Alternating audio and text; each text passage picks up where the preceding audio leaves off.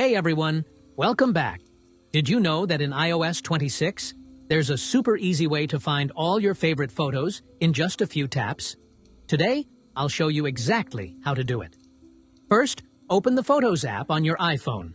Now, make sure you're on the Library tab. At the very top of your screen, you'll notice a small button with 3 horizontal lines. Go ahead and tap on that. Once you do, a menu will appear.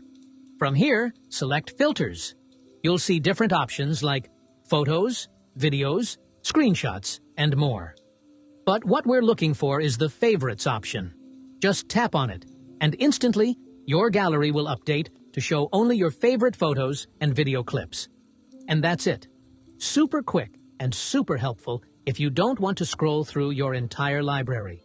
If you found this guide useful, don't forget to like the video, subscribe to the channel, and hit the notification bell so you don't miss any of my upcoming iOS tips and tricks.